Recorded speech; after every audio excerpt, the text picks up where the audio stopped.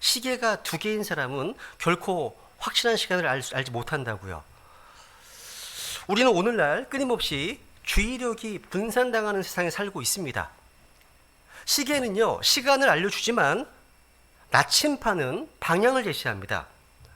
보통 이제 시간 관리보다 더 중요한 것은 인생의 방향이죠. 그죠? 그 방향을 바로잡고 사는 것이 중요합니다. 여러분, 우리는 모두 바쁘게 살아가고 있습니다. 그런데 우리를 바쁘게 만드는 일이 반드시 중요한 일이 아닐 수 있습니다. 때로 중요하지 않은 바쁜 일 때문에 인생의 에너지를 다 낭비하며 살아가는 일들이 얼마나 있을 수 있다는 얘기죠.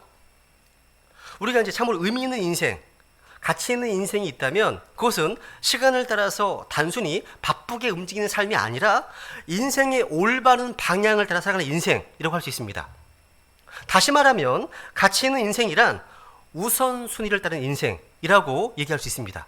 따라해 보실까요? 우선순위를 따른 인생. 예수님께서는 이 산상수훈의 한 부분인 이 본문을 통해서요, 가치 있는 인생이란 뭐냐?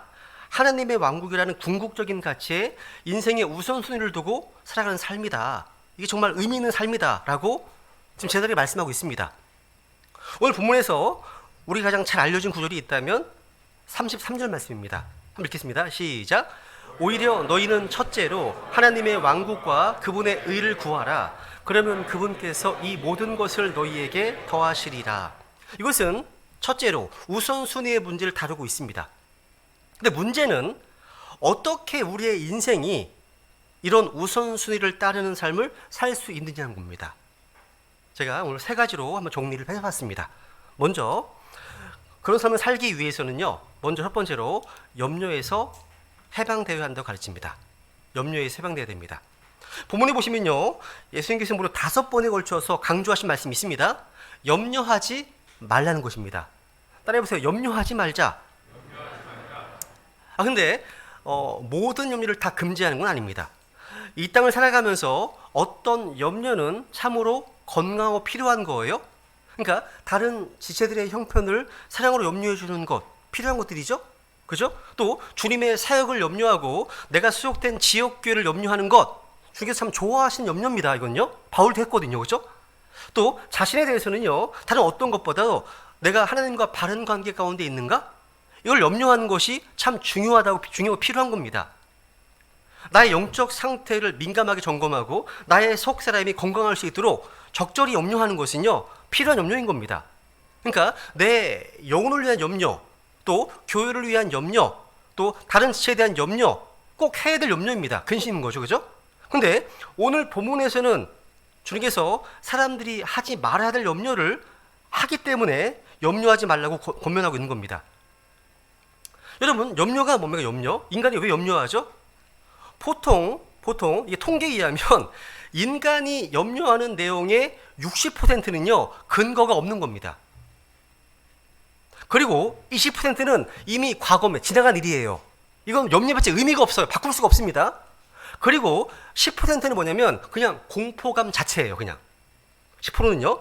그리고 나머지 10%만이 염려할 수 있는 대상인데요, 그 10% 가운데 진짜 발생할 확률이 있는 내용은 4에서 5%에 불과합니다. 그리고 이 가운데 다시 2에서 3%만 자신의 힘으로 어찌할 수 있는 것, 이랍니다. 그렇다면 우리가 평소에 염려하는 것 가운데 정말 신경 써서 대비해야 할 것은 고작 3%뿐입니다. 나머지 97%는요 염려할 필요가 없다는 겁니다. 근데 우리가 겨우 이 3% 때문에 고생한다는 말밖에 안 되는 겁니다. 사실 많은 경우 염려는요 습관에서 와요. 여러분, 걱정도 팔자다 이런 말이 있잖아요. 사람에 따라서는요 염려하는 것이 몸에 배어버린 분들도 많습니다. 뭐 건강 염려증도 상당히 많아요. 건강 뭐 암 아니야? 뭐 이런 거 되게 많습니다. 여러분, 자신이 어떻게 할 수 없는 것이라면 그걸 염려하는들 무슨 소용이 있습니까? 내가 통제할 수 없는 것들, 뭐 천재지변 같은 것들, 이건 우리가 어떻게 할 수 없는 문제들입니다. 그죠? 여러분, 이 염려의 문제는 어떻게 보면 모든 인간의 문제예요. 인간이면 누구나 다 염려를 하거든요. 예수님께서도 그것을 아셨기 때문에 염려하지 말라고 말씀하신 겁니다. 이 염려만큼 해로운 것은 없다고 말씀하시는 겁니다. 그러면서 우리가 염려를 중단해야 하는 두 가지 이유를 오늘 본문에서 말씀하십니다. 첫 번째는 아주 실질적인 이유입니다. 그래서 뭐냐면 염려 그 자체가요, 우리에게 아무 도움이 되지 않기 때문입니다. 한마디로 염려는 비생산적인 겁니다. 때로 그 염려는요, 파괴적일 수조차 있습니다. 여기 오늘 본문에 보시면요, 염려한다고 뭐가 나아지는 게 없어요. 문제 해결되는 게 없습니다. 27절 읽습니다. 시작. 너희 중에 누가 염려함으로 자기 키에 1규빗을 더할 수 있느냐? 무슨 얘기예요? 의미가 없어요, 이게요. 염려가 비생산적이기 때문입니다. 염려한다고 키가 자랍니까? 우리의 키를 1규빗, 한 50cm입니다. 1규빗 더 크게 할 수 있습니까? 안 되죠. 그래서 염려는 비생산적입니다. 염려는 아무것도 성취할 수 없어요. 전혀 의미 없는 걱정, 해봐야 유익할 수 없는 그런 염려 가운데서 우리 인생의 에너지를 낭비하는 게 얼마나 많습니까? 우리의 생명, 수명도 마찬가지 않습니까? 그러니까 염려 그 자체는요, 우리 인생에 전혀 도움이 되지 않는다는 사실. 그런데 여러분, 이 염려라는 단어가요, 그리스어로는 두 단어로 이루어져 있습니다. 하나는 나눈다라는 단어고요, 또 하나는 마음입니다. 마음. 그러니까 마음이 나뉘어지는 거예요. 무슨이냐? 염려하는 단어의 본래 뜻은 마음을 나눈다는 것인데요. 여러분, 우리의 마음이 나뉘어지면 중요한 문제가 발생합니다. 어떤 일에 집중할 수가 없어요. 집중이 안 되는 거예요. 정말 중요한 일에 집중력이 떨어지게 되면 우리는 기대하는 좋은 결과를 생산해낼 수 없습니다. 그래서 구약성경에 보시면요, 주님 네 마음을 온전히 주님을 따르라 많이 나옵니다. 온전히 따르라 말씀하시죠. 마음이 나뉘게 되면 따를 수가 없습니다. 온전하게. 그러니까 염려하는 일에 시간을 빼앗겨서 염려의 일들 속에서 마음이 나누어진 나머지 그보다 더 중요한 가치를 지닌 어떤 일에 우리가 집중할 수 없는 인생의 문제가 생긴다는 겁니다. 여러분, 누가복음 10장에 보시면요, 여러분 잘 아시는 마리아와 마르다 얘기 에피소드 나오죠. 거기에 나옵니다. 예수님께서는 마르다와 마리아가 살고 있는 집을 찾아가셨습니다. 그런데 마르다는요, 섬기는 많은 일에 대해서 염려 근심했습니다. 마리아는요, 예수님의 발치에 앉아서 주님의 말씀에 집중했습니다. 이때 마르다가 예수님께 와서 마리아에게 명예에서 자신을 돕게 하라고 이야기합니다. 그때 주님의 반응은 놀라웠습니다. 읽습니다. 시작. 예수님께서 그녀에게 응답하여 이르시되 마르다야 마르다야, 내가 많은 일에 대해 염려하고 근심하나 한 가지 일이 필요하니라. 마리아는 그 좋은 부분을 택하였으니 그것을 빼앗기지 아니하리라 하시니라. 여러분, 이 장면에서 마르다가 봉사를 하는 것, 밖에서 일을 하는 것, 이게 잘못이다 라고 말하면 안 됩니다. 이거 굉장히 큰 오해입니다. 그건 누군가 해야 될 일이에요. 마리아의 경배 못지않게 마르다의 섬김과 봉사도 참으로 소중한 겁니다. 그런데 성경을 유심히 보시면 마르다가요, 많은 일을 실제로 한 것이 아니에요. 안 했습니다. 그러니까 어떤 일을 먼저 해야 되지? 이렇게 허둥대고 있는 마르다의 모습을 보여주고 있습니다. 보세요. 마르다야 마르다야, 네가 많은 일에 대해 염려하고 근심하나. 많은 일에 대해서 about many things, 많은 일에 대해서 염려 근심하나 되어 있죠. 그러니까 마르다는요, 섬기는 많은 일이 많아서 괴로웠던 게 아닙니다. 이게 아닙니다. 그러니까 섬기는 많은 일에 관해서 걱정하고 염려하느라 괴로웠던 겁니다. 일이라도 많이 했으면 몰라요. 이게 그냥 생각에서 끝나는 거, 생각에서 이거 해 저거 해 이런 것도 있잖아요. 그죠? 여러분, 원래 39절에 보시면 마리아와 더불어 마르다도요, 주님의 발 앞에 앉아서 말씀을 들었습니다. 그래서 그녀에게 마리아라는 여동생이 있었는데 그녀도 예수님의 발 앞에 앉아 그분의 말씀을 듣더라 되어 있습니다. 그런데 40절에 보니까 그러나가 나옵니다. 그러니까 마르다는 말씀을 들으면서 말씀에 집중하지 않고 많은 일들에 대해서 걱정을 하고 있었던 것입니다. 이런 상황이에요. 그러니까 마리아가요, 한 마음으로 예수님 바라고 있는데 마르다는요, 많은 일로 마음이 나누어졌던 겁니다. 이게. 그래서 예수님을 집에 모시고도 염려가 많았습니다. 예수님을 모신 마음에도요, 염려가 있을 수 있습니다. 주님께 초점을 맞추지 못할 때 마음이 나뉘고 염려가 찾아오는 거예요. 그러니까 우리 성경 신자들은 주 예수 그리스도께 초점을 맞추고 집중해야 됩니다. 주님께. 또 한 가지 이유가 있습니다. 두 번째, 염려를 중단해야 되는 또 한 가지 이유가 있는데 이건 신앙적인 이유가 있습니다. 그것은 우리가 하나님의 자녀로서 우리가 구원받은 크리스찬이라면 이런 염려를 극복할 줄 알아야 한다는 겁니다. 여기 31절 보시면 그러므로 염려하여 이르기를 우리가 무엇을 먹을까 혹은 우리가 무엇을 마실까 혹은 우리가 무엇을 입을까 하지 말라. 그러니까 의식주의 문제죠. 그죠? 이것은 이 땅에 살아가는 그 누구에게도 관심의 대상이 아닐 수가 없습니다. 우리 그리스도인도 예외가 아니죠. 의식주의 문제는요, 믿지 않는 불신자 마찬가지로 우리도 공유한 관심일 수밖에 없잖아요. 그 관심을 가진 것 자체가 전혀 잘못은 아니지만 문제는 거기에 대한 염려에 빠지는 겁니다. 오늘날 대부분의 불신자들이요, 직장을 걱정하고 또 사업을 걱정합니다. 그런데 크리스천들도 똑같습니다. 다를 게 없어요. 예수님은 본문에서 그런 뉘앙스를 이제 풍기시는 겁니다. 야, 이게 신앙의 의미가 어디 있느냐고. 우리가 똑같이 염려하고 거기서 해방되지 못하고 믿지 않는 사람들과 전혀 다른 것이 없다면 우리가 크리스천된 의미가 도대체 뭐가 있냐. 그런 느낌을 받지 않으세요? 읽다 보면? 그렇죠? 그러니까 그럼 다음 절에 뭐라고 말씀하십니까? 아주 중요한 도전을 하십니다. 그 다음 보시면 읽습니다. 시작. 이 모든 것은 이방인들이 구하나니 너희 하늘 아버지께서는 이 모든 것이 너희에게 필요하다는 것을 아시느니라. 무엇을 먹을까? 무엇을 마실까? 무엇을 입을까? 이것 때문에 염려하고 그래서 방황하는 인생, 그렇게 삶을 사는 것은 이방인들의 삶의 모습이다. 이방인들이 구하는 것이다 라는 말씀입니다. 근데 문제는 크리스찬 된 너희들도 같지 않느냐 이렇게 말씀하시는 겁니다. 우리가 구원받은 크리스찬이라면 뭔가 달라야 하지 않겠습니까? 근데 불행하게도 다르지 않아 보일 때가 너무 많습니다. 여러분, 똑같이 염려에 매여서 똑같이 방황하고 똑같이 인생의 짐의 무게에 눌려 삽니다.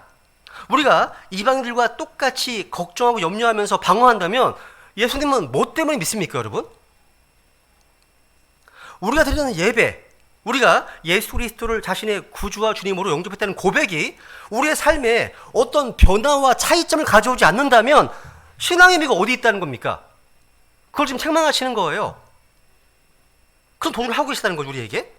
그러니까 우리의 신앙이 염려에서 우리를 해방할 수 없다면, 우리의 믿음이 염려를 극복하게 할 수 없는 것이라면 이게 신앙의 의미가 어디 있느냐, 그걸 말씀하시는 겁니다. 염려를 중단하십시오. 따라해보세요. 염려를 중단하자.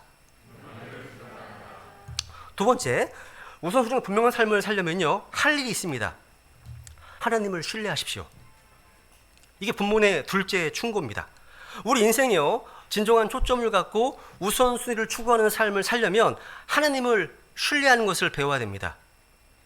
여러분, 우리가 염려하지 않고 인생의 우선순위를 추구하려면 무엇보다도 하나님을 신뢰한다는 겁니다. 여러분, 왜 염려하십니까? 창조주 하나님께서 살아계십니다. 그분은 만물을 섭리하십니다. 그분은 내 인생도 다스리시고 주관하신 하나님이십니다.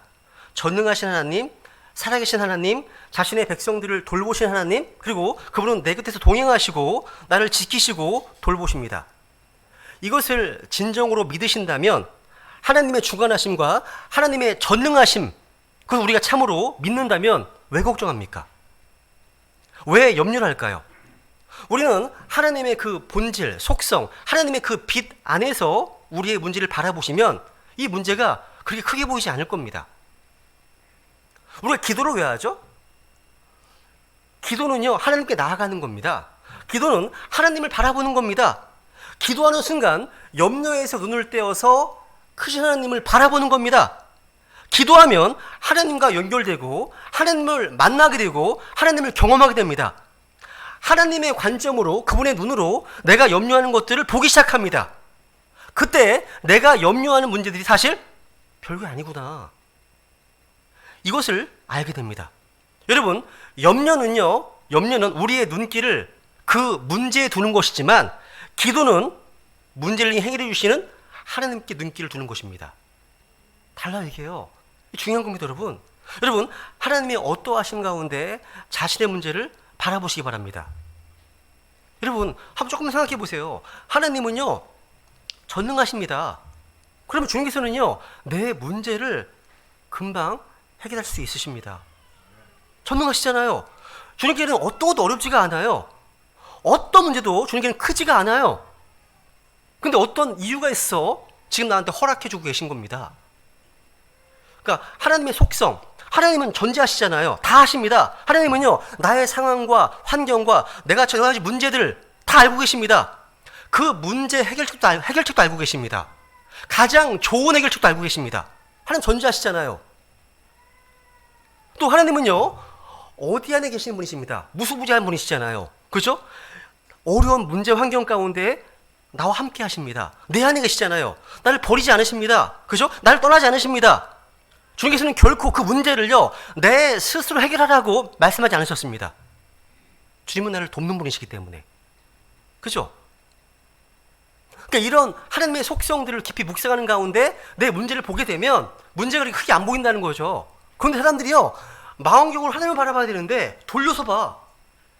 그럼 내 문제가 모두 크게 커지겠어요. 이게 오늘날의 모습이 아닐까 싶습니다. 그래서 주님의 성품과 주님의 어떠하심을 좀 깊이 묵상하시면 좋겠습니다. 우리가 이렇게 주의 첫날 예배 자리로 나올 때, 또 기도를 시작할 때 하나님 바라보지 않습니까? 우리의 마음이 정말 하나님을 향하게 되면 어떤 일이 일어나잖아요. 하나님이 좀 크게 보이잖아요. 그죠? 하나님이 크게 보인 사람에게는요, 문제가 작게 보일 수밖에 없습니다. 여러분, 그렇기 때문에 예배에 실패하는 성도는요, 세상에 승리할 수가 없습니다. 내 문제가 아무리 커 보여도요, 예배를 통해서 하나님을 만나고 하나님이 크게 보인다면 감당치 못할 문제가 어디 있겠습니까? 여러분, 문제가 계속 남아있어도 상관없습니다. 하나님이 나와 함께 하신다고 하는 이 사실을 확신한 사람에게는요, 감당치 못할 사랑이 상황이 없습니다. 그 때문에 처음부터요, 문제를 너무 붙들고 늘어지지 말고 하나님만 묵상하시라는 겁니다. 성경 읽으시라는 거예요. 기도하시라는 겁니다. 문제 너무 함몰리지 마세요. 하나님께 집중하시면 그 문제에서 나올 수가 있습니다. 그래서 하나님께서 시작하시라는 거죠. 결국 우리가 염려를 극복하지 못하는 말을 바꾸어서 말한다면 하나님을 충분히 신뢰하지 못한다는 얘기가 아니겠습니까? 그죠? 여러분, 하나님을 아주 신뢰하지 않는 것은 아니겠지만, 다 그러실 거예요. 그죠? 하나님을 아주 신뢰하지 않는 것은 아니겠지만 하나님을 충분히 신뢰하지 못하기 때문에 염려하고 걱정하는 것입니다. 베드로가 이런 권면을 했습니다. 베드로서 5장 7절에 보시면요, 읽습니다. 시작.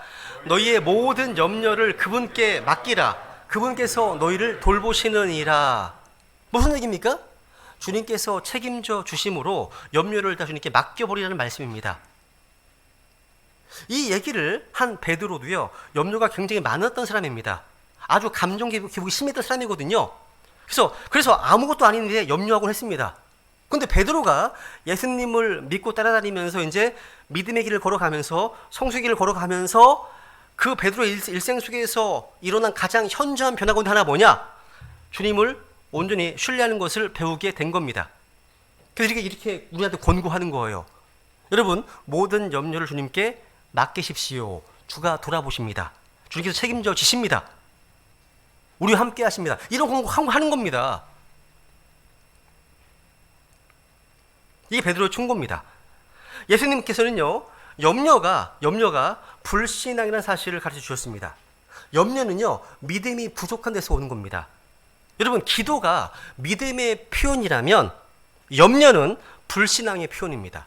정반대예요. 우리는요, 염려가 많은 것, 그러니까 우리에게 있어 염려가 많은 것들은요, 하나님을 전적으로 신뢰하지 못한 데서 오기 때문입니다. 다시 말하면 믿음이 약해지면 염려가 생기지만 믿음이 강해지면 염려가 사라집니다. 이게 부모님 보세요. 마태복음 6장 26절 읽습니다. 시작. 공중의 날짐승들을 보라. 그것들은 씨 뿌리지 아니하고 거두지도 아니하며 모아서 곳간에 넣지도 아니하지만 너희 하늘 아버지께서 그것들을 먹이시나니 너희는 그것들보다 훨씬 더 낫지 아니하냐. 공분한 새를 보세요. 하나님께서 자신의 창조물이기 때문에 저들을 책임져 주시고 그들의 일생만큼, 그들에게 주어진 기간만큼 잘 살고 있지 않습니까? 새들도요. 그죠? 우리들은 그 새들보다 더 귀한 존재입니다. 들의 백합화, 또 내일 아궁에 던져질 들풀도 하나님께서 돌보시잖아요. 하물며 주님께 창조하신 고귀한 피조물인 사람을 주님께서 책임져 주지 않으시겠습니까? 그러니까 문제가 어디 있습니까? 우리가 그 하나님을 신뢰하지 못하는 겁니다. 30절 보세요. 시작. 그러므로 오늘 있다가 내일 아궁이에 던져지는 들풀도 하나님께서 이렇게 입히시거든. 오 너희 믿음이 적은 자들아, 하물며 너희는 더 잘 입히지 아니하시겠느냐. 그러니까 염려하는 사람들을 향해서 주님이 책망하시는데, 오 너희 믿음이 적은 자들아 라고 되어 있죠. 주님께서는요, 오 너 믿음이 없는 자들아 라고 하지 않으셨습니다. 믿음이 있어요. 이들에게 믿음이 있습니다. 아셨습니다. 그 주님께서. 근데 염려하는 이유, 걱정하는 이유, 그러면 해방되지 못하는 이유, 믿음이 적어서입니다. 믿음이 적어서예요. 믿음이 커지면 염려가 사라지고, 염려가 커지면 믿음이 사라집니다. 다른 말로 믿음과 염려는 같이 함께 갈 수 없습니다. 그래서 우리는 믿음을 성장케해야 됩니다. 믿음은 이 말씀을 들을 때 옵니다. 하나님을 알 때 믿음이 성장하고, 하나님을 의지할 때 믿음이 깊어집니다. 하나님께 순종할 때, 우리가 기도할 때 믿음이 커지는 겁니다. 여러분, 기도하면 크신 하나님을 보게 됩니다. 하나님이 크게 보이면 문제는 작아 보이죠. 모든 일들이 하나님 앞에서는 큰일이 아님을 깨닫게 됩니다. 그래서 우리 문제를 기도와 간구함으로 하나님께 맡겨야 됩니다. 어린 아이처럼요. 여러분, 염려는 무거운 짐과 같아요. 그래서 시편 55편 22절 보시면 내 짐을 주께 맡기라, 캐스팅, 맡기라, 던져버리라는 겁니다. 그러면 그분께서 너를 붙드시고, 말씀하시죠, 그죠? 내 짐을 주님께 맡기랍니다. 비행기 탔으면 짐을 내려놓고 내려놔야죠, 그죠? 근데 왜 짐을 본인이 들고 있어, 비행기 안에서? 이런 엉뚱한 거죠, 그죠? 여러분, 염려를 주님께 맡긴다는 말은요, 하나님께서 대신 염려하게 해드린다는 겁니다. 자신이 할 수 없는 일을 잘 할 수 있는 사람에게 떠맡기듯이 너희의 모든 염려와 짐을 하나님께 맡기라고 명령하고 있습니다. 우리가 하나님을 충분히 신뢰하지 못하기 때문에 오늘 하루의 삶 가운데 부딪혀오는 폭풍우와 어떤 시련 앞에 섰을 때 염려와 걱정하는 것입니다. 여러분, 인생의 초점이 좀 분명해지기 원하십니까?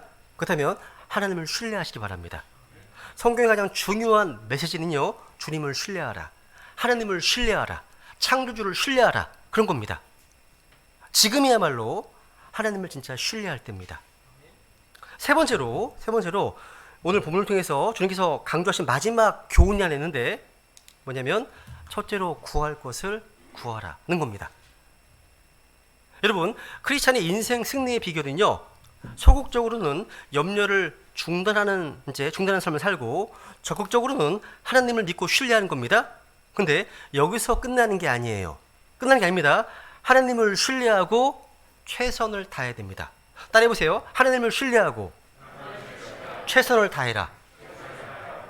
우리는 때때로요, 워치만의 책을 많이 읽으신 분들은요, 하나님을 믿는다는 것 자체를 아무것도 안 하고 그냥 기다리는 것으로 착각하는 경우가 있습니다. 아닙니다. 성경은요, 패시브한 상태만 있는 게 아니라 수동적 능동이 성경적 진리입니다. 능동이 있다는 거예요. 여러분, 믿음은요, 결코 우리를 아무것도 안 하게 하지 않습니다. 내가 하나님을 믿기 때문에 그 믿음으로 최선을 다하게 하는 거예요. 생각해 보세요. 공중의 날짐승, 새들을 잘 보세요. 이 새들이 그냥 날아다니고 있습니까? 부지런히 먹이를 찾고 있잖아요. 먹이를 찾고 있습니다. 나름대로 최선을 다하고 있습니다. 들에 핀 잡풀을 보세요. 잡풀. 풀 한 포기도요, 그대로 있는 것이 아닙니다. 땅속에 뿌리를 받고 계속해서 영양을 흡수하고 생존을 위한 노력을 하고 있지 않습니까? 그죠? 그러니까 최선을 다해야 합니다. 우리의 믿음, 신앙은요, 결코 우리를 게으르게, 나태하게 하지 않습니다. 최선을 다하게 하는 겁니다. 그죠? 우리 하나님을 신뢰하고 최선을 다하십시오. 근데 최선 중에서도 우선순위가 있어요. 내가 해야 될 최선 중에서 가장 중요한 최선, 앞서야 될 최선. 첫째로 먼저 구할 것이 무엇입니까? 다시 한번 읽습니다. 시작. 오히려 너희는 첫째로 하나님의 왕국과 그분의 의를 구하라. 그러면 그분께서 이 모든 것을 너희에게 더하시리라. 야, 첫째로 하나님의 왕국과 그분의 의를 구하라. 하나님의 왕국은요, 예수 그리스도를 믿을 때 우리 마음속에 임하는 겁니다. 그죠? 하나님의 왕국은 우리가 거듭나야만, 다시 태어나야만 들어갈 수 있습니다. 하나님의 왕국은 세상에 있는 것이 아닙니다. 하나님의 왕국은 외적인 것이 아닙니다. 우리가 첫째로 구해야 할 것이 바로 성령으로 거듭남으로 들어갈 수 있는 하나님의 왕국입니다. 그러니까 먼저 구해야 할 것은 하나님의 왕국이고, 이 왕국은 거듭나 들어갈 수 있습니다. 그죠? 그러니까 먼저 첫 번째로 하나님의 왕국을 구하라는 것은요, 성령으로 거듭나는 것이 가장 먼저 구해야 할 것이다, 가장 먼저 해야 할 일이다 라는 뜻입니다. 여러분, 구원 없는 교육은 저주입니다. 구원 없는 부유함? 그 어리석은 부자의 말로일 뿐이라는 겁니다. 그거는요, 가장 중요한 거죠.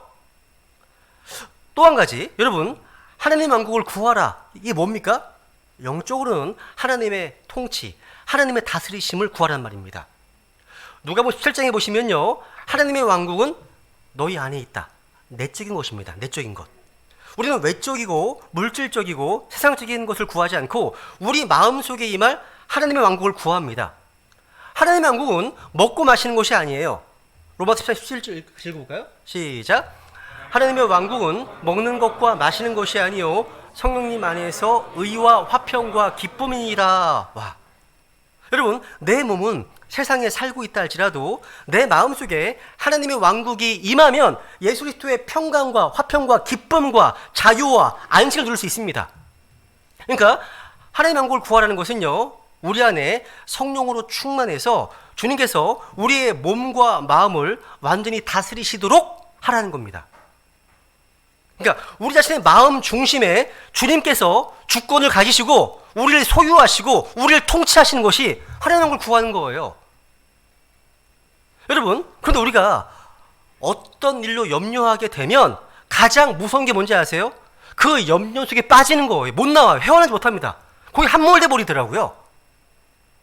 그렇게 되면 염려가 내 인생의 주인이 되는 겁니다. 염려하는 일, 그것이 내 의식과 내 생각을 지배하는 가장 중요한 주가 되어버린다는 거죠. 그러면 하나님을 망각합니다. 여러분, 그때부터 인생의 초점이 흐려집니다. 상실됩니다. 우리 삶에서 가장 중요한 것은 하나님과 나 사이의 관계예요. 내가 염려하는 어떤 일이 있는 순간에도요, 가장 중요한 것은 하나님과 나 사이의 관계입니다. 가장 중요합니다. 주님께서 지금 이 순간 나를 다스리고 계십니까? 걱정할 수밖에 없는 상황, 염려할 수밖에 없는 상황, 이 순간 속에서도 염려를 주님께 맡기고 주님의 다스리심, 주님의 통치를 구하고 계십니까? 주님께서 나를 다스리시고 나를 인도하신다면 뭐가 걱정이십니까? 그 때문에 하나님께서 나를 통치하는 삶을 먼저 구해야 한다는 거예요. 이것이 내 삶의 가장 중요한 우선순위라는 겁니다. 오늘 본문 마지막 절 보세요. 마지막 절 읽습니다. 시작. 그러므로 내일을 염려하지 말라. 내일이 자기 것들을 염려할 것이요 한날의 악은 그날에 족하니라. 여러분, 오늘 염려만 해도 스트레스가 막 충만하잖아요. 그죠? 충만합니다. 어떤 사람은 내일 염려까지, 어떤 사람은 다음 달 염려까지. 내일 일은 언제라고요? 내일 하시면 돼요. 오늘이 중요한 겁니다. 오늘이. 그러니까 내일 일은요, 그냥 그날 염려하시면 되고요. 오늘 할 일, 오늘 이 순간 내 생에서 가장 중요한 것, 주님께서 나를 통치하시는 삶, 성령 충만을 구하는 삶을 사시라는 겁니다.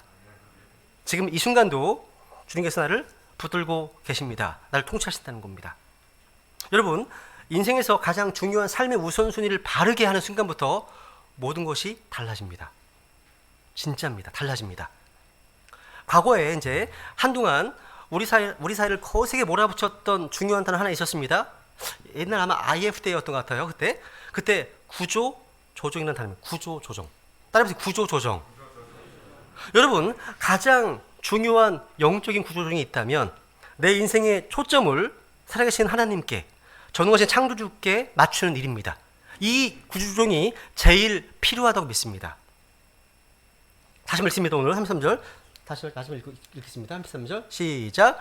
오히려 너희는 첫째로 하나님의 왕국과 그분의 의를 구하라. 그러면 그분께서 이 모든 것을 너희에게 더하시리라. 아멘.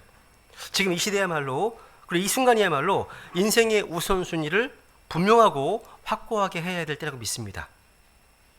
우리의 우선순위를 바르게 해야 될 때라고 믿습니다. 이 우선순위를 바로하는 축복을 통해서 이 고난의 시기, 이 시련의 폭풍 가운데서도 불구하고 당당한 삶, 그리고 하나님께서 우리 아버지이신 것을, 예수님께서 나의 주님이신 것을 선포하는 삶이 저 여러분 삶이 되기를 간절히 소망합니다. 잠깐 우리 기도하시겠습니다. 주님 앞에 오늘 말씀을 들으신 것 같이 기도하시겠습니다.